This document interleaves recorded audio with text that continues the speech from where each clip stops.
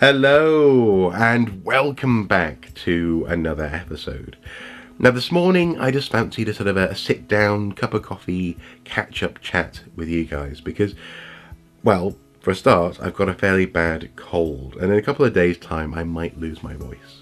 I know this because my lovely wife is currently bedridden and she's a couple of days ahead of me with this particular cold, so I wanted to sort of sneak a video in. But also because in the past couple of weeks, the past 10 days or so, I have been really rather busy and it's been an interesting, slightly stressful, ultimately rewarding time, and also actually I'm currently surrounded in the living room now with cool things that will probably be appearing in future videos. So I just wanted to talk a little bit about what's been going on. And all this started last weekend. So today's Monday, so not this weekend just gone, but the weekend before that, with a family wedding that sadly I couldn't attend for a couple of reasons. I simply couldn't manage to get there, but my wife did go and she met up with her parents there and her brother, and together they all came back up to the northeast of England to spend the week with us. All the in-laws were here. It was like Christmas but in March, and it was fantastic. It's always great fun seeing the in-laws. I love both my mother and father-in-law. My brother-in-law is fantastic, but in particular my father-in-law is hilarious because he cannot sit still. He finds it impossible to relax, and a little bit like me in that sense, but much more.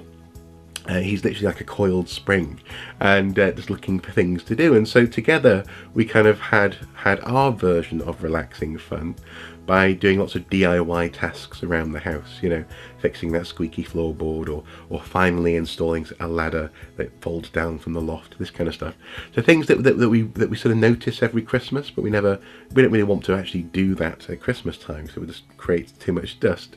We finally were able to roll up our sleeves and get stuck in with that. So that was our holiday fun, and my wife, my brother-in-law and my mother-in-law had a great time just chilling, reading books and stuff. But it did mean that last week I wasn't able to find time to do that, to go and work. I had a couple of days of work I had to do, and also actually to record a video, because I really wanted to do a video last week because my brother-in-law brought with him a very special little item, and I did try to record something on Friday, but I just didn't have time because we were travelling on Friday afternoon. This little item was the SNES Classic Mini, or Mini Classic, and they say good things come in small packages, and that thing is fantastic. And I set up everything. I tried to record some footage, but this time got the best of me. But it was fantastic because I've been curious about this SNES Mini really ever since actually the NES Mini came out. This whole mini emulation sort of box thing that Nintendo's doing, really grabbing that nostalgia market. But crucially, in the case of the SNES version, not so much the NES version, not least because actually frankly they didn't produce enough of them. I simply can't afford to buy one now. But with the SNES, I've been wondering if I should buy one because it contains certain games that are just a bit out of my price bracket, and in particular actually, for example, in the case of Earthbound, games that weren't formally released in Europe, in the PAL region. So it was an opportunity to try out some of those games. Contra 3, Secret of Mana, Earthbound, and I had a great time in that sort of 12-hour window when we unpacked it and opened it, and we had to be travelling down for the weekend, because this weekend we were back in Wales doing some house clearance following my mum's death in January. So in that sort of little period, I tried to record a video but just couldn't quite manage it. But it was fantastic, and it's so small. It was sitting on top of my Wii U.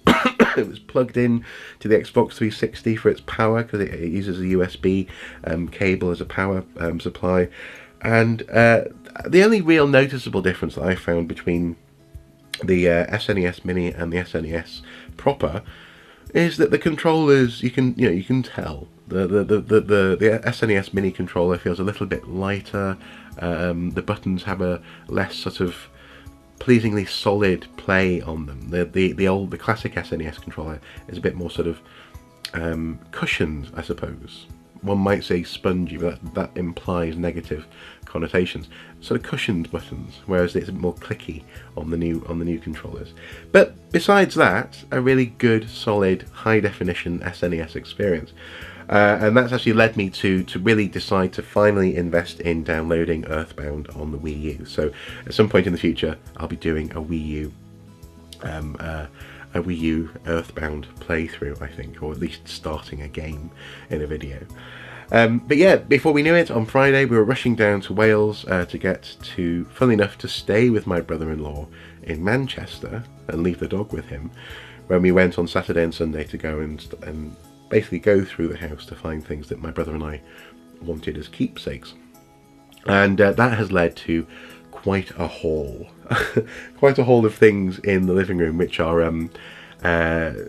such a wide array, ranging from board games to micro machines to little knickknacks and books and I find you may recall a couple of weeks ago I came home from initially going back to the house in Wales with a box of Pogs, and the cards linked with the Pogopoly game. I found the Pogopoly board that we made, so I'm very pleased with that. And at some point we'll have to do a Pogopoly sort of, I don't know, play session, I suppose.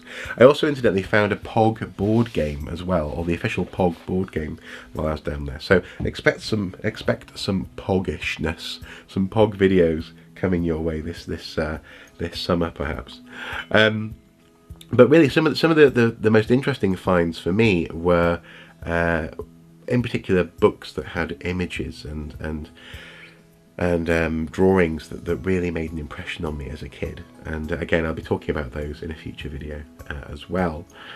And then last night we rushed back with the car filled with stuff. We did somewhat rush back because we wanted to try and, well, my wife wanted to try and get back into work this morning, but sadly her cold is just wiped her out entirely, so she's going to go into work tomorrow. We rushed back and we just happened to get back in time for the Happy Console Gamer 10th anniversary stream. The live streaming that he was doing is partly an experiment, sort of as his first ever stream, but also partly as this grand celebration. And it was really good just to sit there and watch that for a couple of hours, be part of the experience.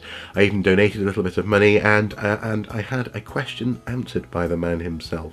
5 Soup E3 View, $6.97 tip. Congratulations! I discovered Happy Console Gamer back in 2010, and it was relevant. Such a positive and friendly community, and so many great videos. Plus, inspired me to finally delve into D&D. Oh, that's awesome! Could 80s, 90s John have imagined all this? That's a great question. 80s and 90s John couldn't have imagined that I'd be sitting in a chat with thousands of people of a show that I've done for 10 years. It's remarkable, and the weird thing is I'm not somebody who tries to get emotional on camera. In fact, I make sure I don't get emotional in front of the camera. But that just kind of hit me. It's been a heck of a road. It's been a long journey from the past to now. All of the videos, all of the ups and downs, and it hasn't been smooth sailing, man. It hasn't always been smooth sailing, but it's always been about fun and passion and the video games that we all love. And there's such a cynical attitude. I noticed when I was coming onto YouTube, I thought there was such a cynical attitude. And I was like, I want to bring some positivity. I want to talk about Earthbound and, my PS1 RPGs and all things I liked, man. I could spend hours talking about all the things I didn't like, but I was like, that's a bit of a waste of time. And it's been a really positive experience for sure. So, no, he wouldn't, like me back in the day, couldn't have even comprehended that for sure. So he got the name wrong, but at the same time, who can blame him? He'd been streaming for 2 hours by then, and Soup's Eye View with in Leet speak is a slightly obscure name at the best of times. But nonetheless, it was really good just to share in that and to see just how much positivity and warmth and love he's getting back from the world, because he's put so much into the world ever since he started 10 years ago on YouTube. And incidentally, actually, I started Soup's Eye View 5 years ago. I found out last night. I checked out of interest. January 2013, apparently, was when Soup's Eye View started. So I've been doing this for 5 years. Blimey. Time flies when you're having fun, as they say.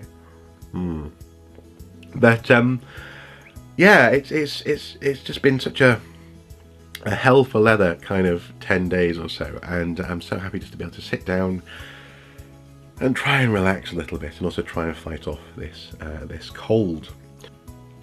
So there you go. A nice sit down chat after a very busy several days, but I'm pretty sure that some of the stuff that I brought back with me from the house, not only does it have immense personal value and import, that's the whole point of the stuff that we were retrieving this weekend, but also it's going to lead to some interesting videos in the future, and hopefully some things that you guys will remember as well.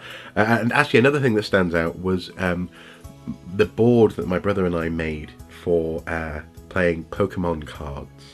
I was very happy to rediscover that, and on the back of it is a board that we made in order to play a kind of board game / RPG style game that we made up. Again, you know, this is the sort of stuff that hopefully will feature in videos in the future.